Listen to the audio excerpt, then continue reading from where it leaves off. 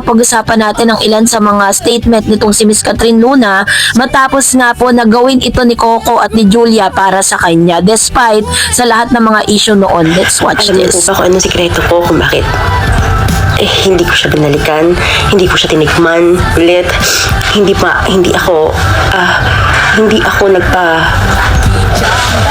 kumbaga hanggang ngayon hindi na po ako nagigiyang, hindi ko na po siya hinahanap-hanap. Unang-una pong ginawa ko, umiwas po ako sa mga tao na pwedeng magpabalik po ulit sa akin. Umiwas po ako sa mga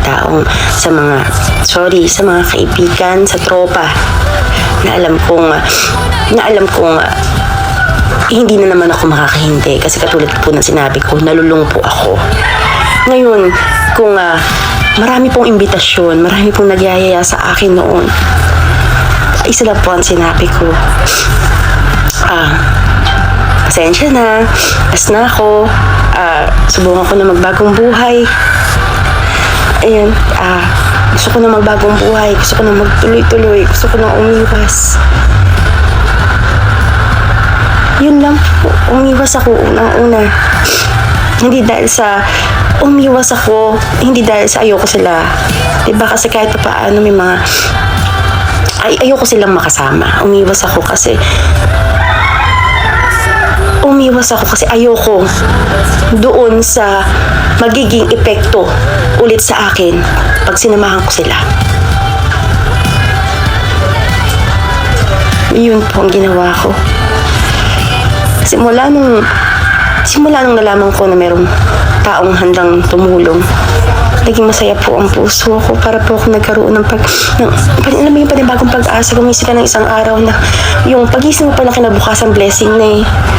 Tapos malalaman mo mapauli na may handang taong tumulong sa'yo dahil yun lang talaga pinakahihintay ko. Yun lang po talaga.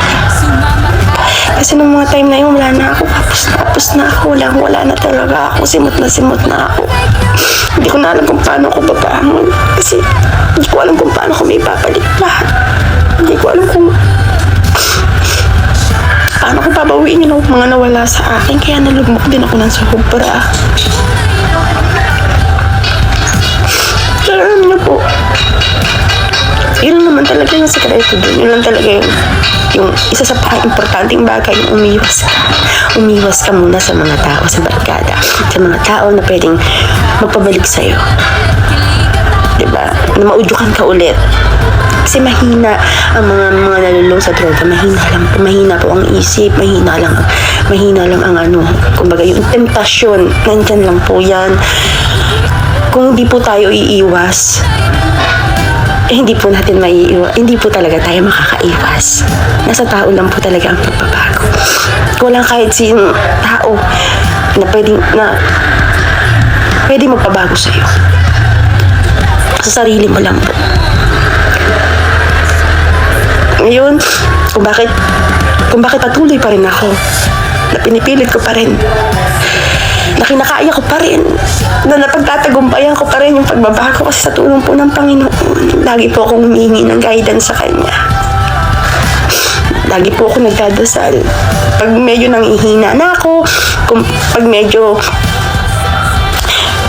parang natutukso na naman ako, nagdadasal lang po ako. Totoo yun. At naliliwanagan yung isip ko. Humihiling lang po ako na, Panginoon, liwanagin mo po ang kaisipan ko. Tulungan niyo po akong maging matatag. Patatagin niyo po ang loob ko, ang isip ko. Palakasin niyo po ang katawan ko. Palakasin niyo po ang isip ko. Huwag niyo po hayaan na magkamali ako. Yun lang po lagi ang pinagdadasal ko sa Panginoon. Kayo na po ang bahala sa akin. Susundan ko po yung landas na gusto niyong tahakin ko. Kayo na po ang bahala. Kayo na po ang humawak sa buhay ko. Kayo na po magpaandar sa buhay ko. Ang Diyos lang. Diyos lang po ang makapangyarihan sa lahat. Umiling tayo ng gabi sa Panginoon. Kaya naman, gusto ko lang naman sabihin sa mga tao, yung mga tao pa rin na nandiyan na medyo talagang nambabash pa rin o ano. Huwag na lang po kayo manood ng video ko. Nakikiusap po ako sa inyo ngayon kung ayaw nyo makita ang mukha ko. Skip nyo lang po bigla. Scroll nyo lang po bigla. Wala na po ako sa paningin ninyo. Yun lang po kasi mahigit 1 taon pa lang po ako ngayon. Gusto ko lang po talaga magbago. Gusto ko lang po talaga magbagong buhay. Ngayon, ito pong ginagawa ko ngayon, yung pagbibideo ko, pagka-content ko, masaya lang po ako. Natutuwa lang po ako. At masaya lang talaga kasi nakakadagdag din ng pagka medyo nalulungkot ka, may mga panahon na naboboring ka, diba? O di mag-content lang, mag-video, diba? Kasi hindi na po ako nakikipagbarkada ngayon kahit saan. Bahay lang po talaga ako. Kung may trabaho. Pero kung wala, bahay lang po ako ngayon. Kasama ko lang po mga anak ko. Full time mom po ako ngayon. Actually po, mas makapagkita po sa mga kaibigan ko din minsan na yun nga po, umiiwas nga po ako, hindi ko rin po napagbibigyan kasi aminin ko naman po sa ngayon, mahina pa ako. Mahirap naman po magsalita mahirap naman po magsalita ng maaga, diba? Pero sana, at pinapanalangin ko talaga sa Panginoon na tuloy-tuloy niya akong gabayan. Diba? Kasi napakasaya po ng puso ko ngayon. Napakasaya po ng buhay ko ngayon. Napakasaya po ng puso ko ngayon. Mga basher, hindi ko po kayo aaway. Hindi ko naman po kayo papatulan. Gusto ko lang po talaga iparating ko sa inyo. At ito pong video na to, hindi ko rin po ginawa para sa inyo.